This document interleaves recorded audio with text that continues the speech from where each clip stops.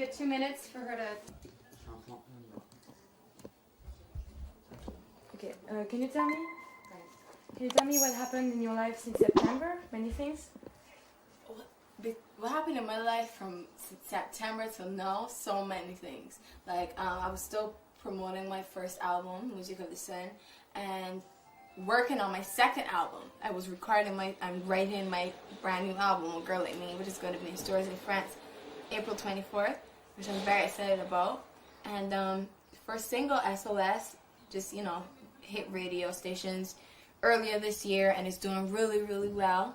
And I've heard that you were also playing in a movie, acting?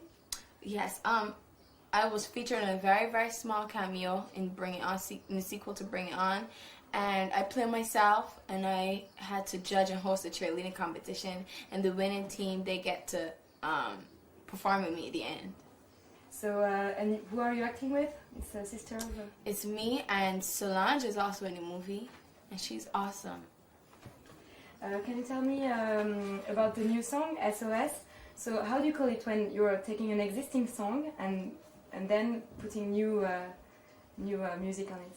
I think it's so cool. Like, and the producer, J.R. Rodham, who produced it, I really admire the way he did it because it was so cleverly done. Now when you listen to SOS, it's a brand new song, but still you could hear the sample of Soft Cell's Tainted Love in it, which is a really cool thing. Did you know the Tainted Love of the 80s?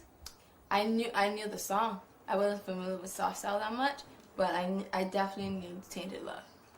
And did you know the Marilyn Manson one? No, but I know of it. I heard it. No. After I did the song, I did some research on it, and I found out that the Soft Cells was actually a remake of one before. Who you said was the artist? It was the first one was Gloria Jones from the Motown in the 60s, and then it was Soft Cell, and then it was Marilyn Manson. You know? Marilyn Manson, right? Okay. And now it's you, but it's kind of different because you're singing different. Yeah, and the Pussycat Dolls just did it too on their album. Can you tell me? You know that Madonna did the same. She took a sample of ABBA. You know, Hang Up, the last song of Madonna. Oh, Madonna, Do you think that it's a way to show that music can cross time?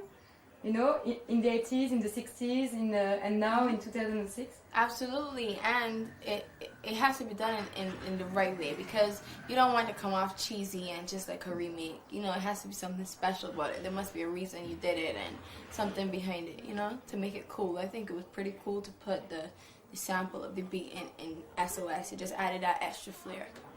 And did your kind of music changed in this new album? It's more like rock? We just took everything up a notch. So as I got down with my creativity. I wanted to do things, some stuff that I never did before, like SOS. Like I've never done a song like that before. It's unlike anything y'all have ever heard from me.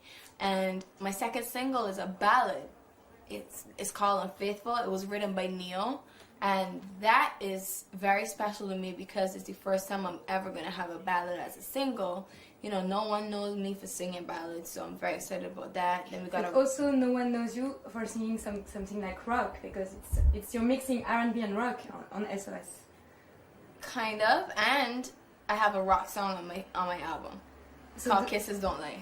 So does it mean that you discovered rock?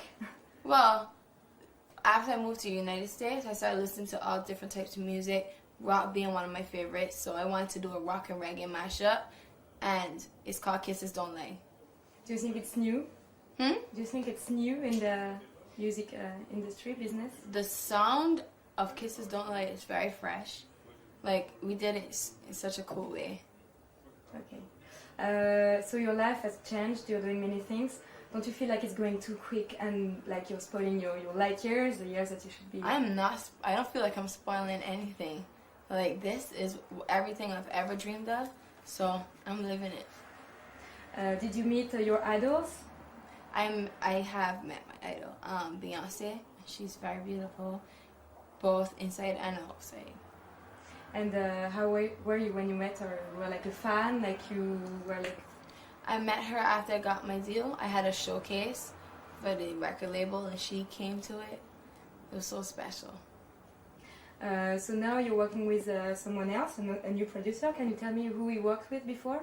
I worked with Evan Rogers and Carl Sturken again on this album, and I worked with Don Carl Leon. And Jason Rotten? Jason Rotten? I listed them. I worked with Evan Rogers and Carl Sturken again on the album. I worked with Don Carl Leon. I worked with Stargate, and I worked with J.R. Rodham, who produced SOS. Okay, and did he produce something famous before? Did you know him before? I didn't know him before. So Jay-Z is not there anymore? Jay-Z he's the president of a label, which he has like 70 artists, 70. So he can't be on the road with me all the time. He is the president of a label and not of an artist. But so still is the one who discovered he's very hands-on with the project. He is the one who discovered me. Yeah, I agree. Can you tell me how it happened already? Because to remind the people that didn't know. Yeah, well, after I was finished up with my demo, I sent it to a few labels, and Def Jam was the first one to call back. So I had to go and audition and meet Jay-Z.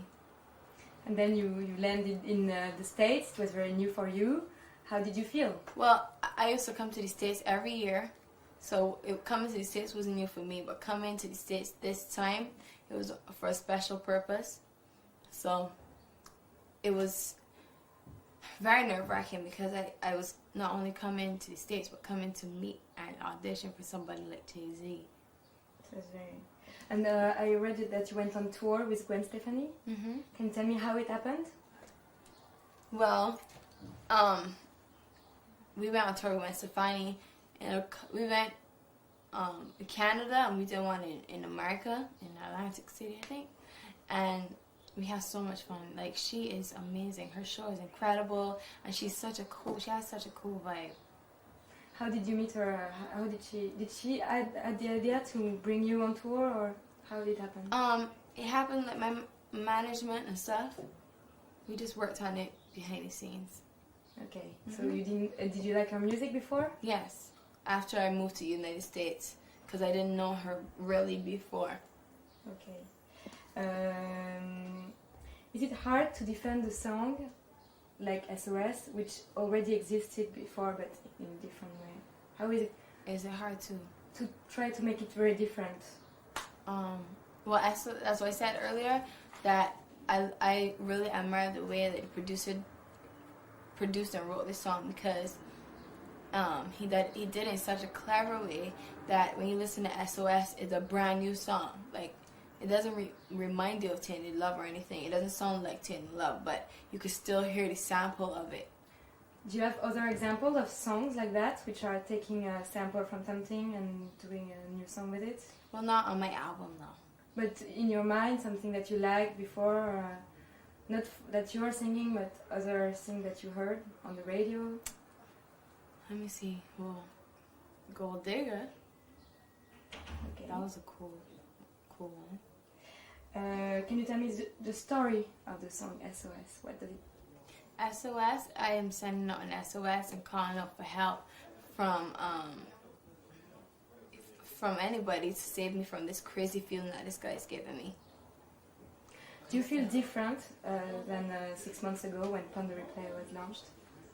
Absolutely. I feel a lot more mature. I feel like I've grown 5 years in the past year, and like. We see you in the mirror. Sorry. We do it again quickly. Okay. I feel like I've grown 5 years in the past year, so now I have to think like a woman, and because it calls for a lot of responsibility and maturity. Thank you. Thanks a lot. Thank you very much. Good job. Good job getting